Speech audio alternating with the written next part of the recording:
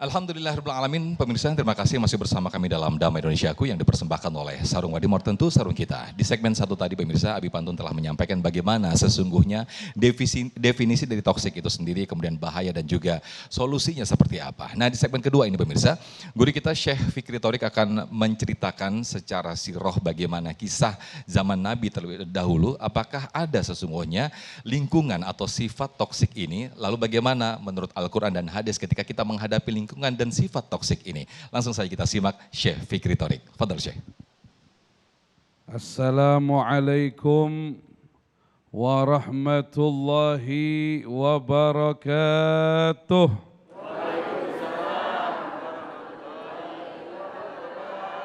Alhamdulillahi rabbil alamin. Allahumma salli wa sallim ala sayyidina Muhammadin wa ala alihi wa sahbihi ajma'in, amma ba'd. Ya salam. Ya salam. Al-Mukarram Ustaz Taufik, para hadirin hadirat, pemirsa Damai Indonesiaku, ya salam. Dulu ada namanya Nabi Yunus. Kenal sama Nabi Yunus? Kenal di mana?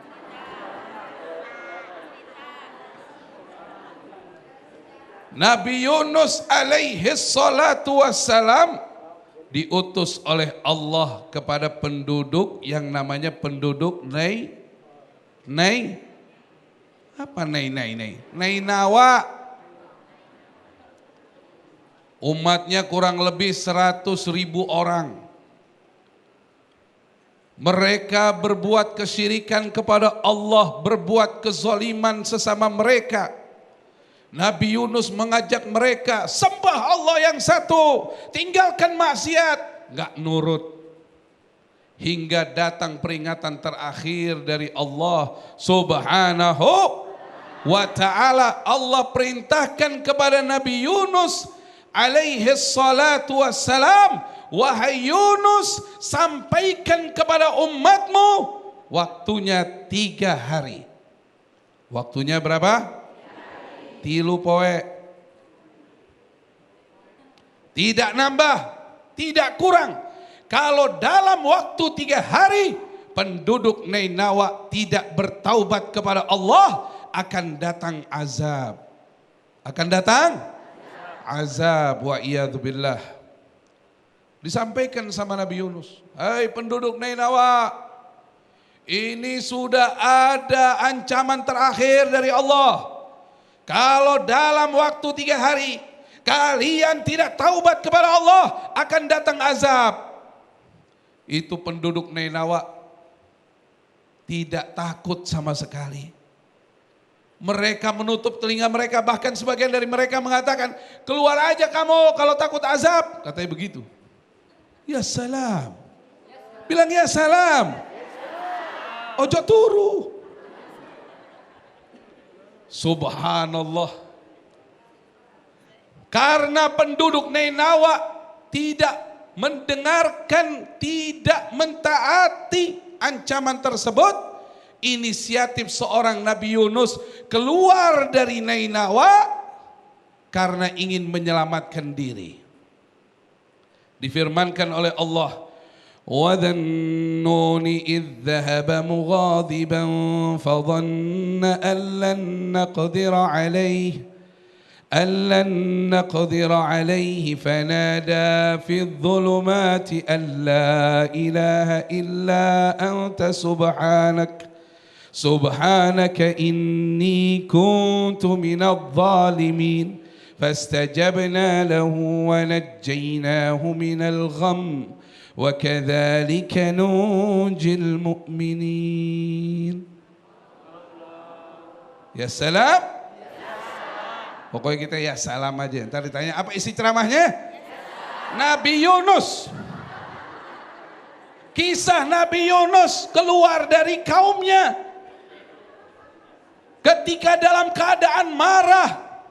Kata Allah, dia menyangka tidak aku memberikan kesulitan kepadanya.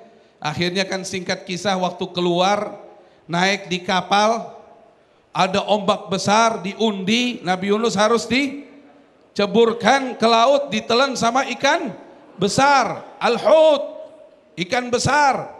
Nabi Yunus dalam perut ikan.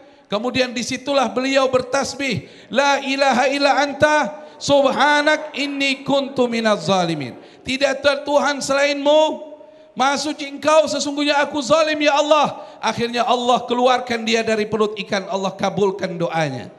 Singkat kisahnya apa? Apa pelajaran yang kita bisa ambil? Tidak boleh kita meninggalkan satu tempat sekalipun tempat itu tidak baik apabila meninggalkannya belum ada perintah dari Allah Subhanahu wa ta'ala. Beda sama kisah Nabi kita Muhammad sallallahu alaihi wasallam. Setiap nabi selalu mengambil pelajaran dari nabi yang sebelumnya. Kalau Rasulullah waktu hijrah ke Madinah mengambil kisah dari Nabi Yunus, tidak keluar atas inisiatifnya, melainkan menunggu perintah dari Allah. Begitu ada satu hari datang malaikat Jibril mengatakan kepada Rasulullah sallallahu alaihi wasallam, sekarang waktunya kau hijrah ya Rasulullah, ma'a Abi Bakar, bersama Abu Bakar. Baru Rasulullah berangkat. Jadi hijrah ini jangan sampai didasari belum waktunya. Jadi nunggu benar-benar perintah Allah Subhanahu wa ta'ala. Tapi kan kita bukan nabi. Bagaimana? Kalau bukan nabi taunya dari mana? Taunya dari bagaimana berangkatnya, karena apa? Niatnya. Sebagaimana firman Allah, lil fuqara'il muhajirin alladzina ukhriju min diyarihim wa amwalihim yabtaghuna fadlan minallahi wa ridwana wa yansuruna Allah wa rasulah ulaika humus sadiqun. Siapa orang-orang yang benar hijrahnya? Mereka yang berhijrah keluar dari negerinya, diusir dari negerinya, dari rumah mereka, dari harta mereka. Mereka mencari karunia Allah, mereka mencari ridha Allah, dan dalam rangka memperjuangkan ajaran Allah dan Rasulnya. Mereka itu adalah orang-orang yang benar. Usahakan kalau kita ingin hijrah dari satu tempat, meninggalkan tempat yang tidak baik, niatnya karena mencari apa? Ridha Allah, karunia Allah Subhanahu wa ta'ala. Dan apabila kita masih diberikan kesempatan untuk datang di tempat itu, maka berjuanglah berdakwah di jalan Allah. Semoga Allah memberkahi kita semua. Amin ya rabbal alamin. Ya salam. Jadi dulu ada namanya Nabi Lut. Kenal Nabi Lut? Nabi Lut itu kaumnya apa itu? Laki, suka sama laki.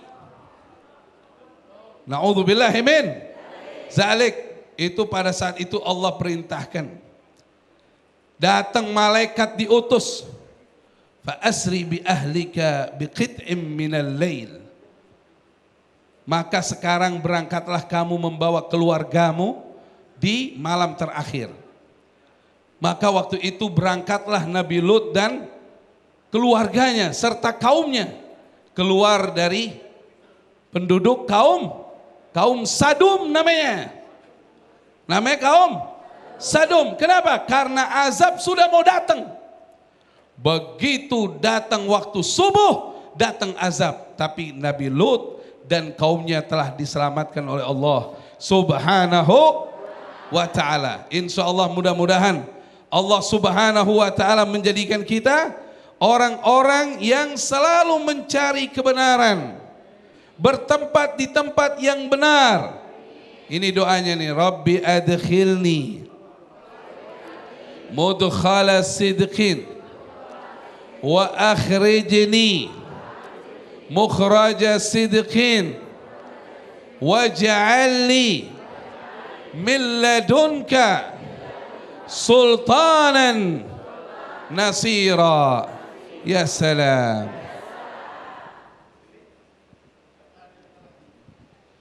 Baik, Masya Allah, terima kasih Syekh Fikri Thorek yang telah menceritakan juga memberikan kisah yang sangat luar biasa sekali. Ternyata di zaman nabi-nabi kita terdahulu ada juga lingkungan ataupun kaum yang toksik. Yang itu ternyata ketika kita harus meninggalkan lingkungan toksik itu, kita menunggu perintah dari Allah Subhanahu wa ta'ala. Dan itulah sebagaimana yang diajarkan di Al-Quran dan juga Sunnah. Nah pemirsa, kita akan bahas lebih dalam lagi di sesi tanya jawab di segmen 3 dan juga di segmen 4 nanti. Namun sebelumnya, guru kita Abi Pantun sudah bersiap-siap siap untuk berbagi berkah bersama Luwak White Coffee.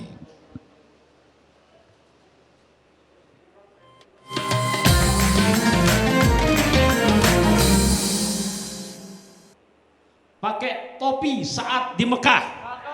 Kurang semangat ucap cakepnya. Pakai topi saat di Mekah. Saatnya Luwak White Coffee bagi-bagi barokah. Mau duitnya? Mau aja mau banget. Oke, siapa yang bisa jawab soalnya insya Allah. Pakai ke Pondok Kopi naik mobil jeep. Luwak White Coffee makin ajib. Nih soalnya disimak, tapi jangan lupa ntar potong pajaknya. Pertanyaannya, Bapak Ibu rahimakumullah, sebutkan salah satu ciri-ciri orang yang toksik. Oh, di duluan nih. Sini Neng.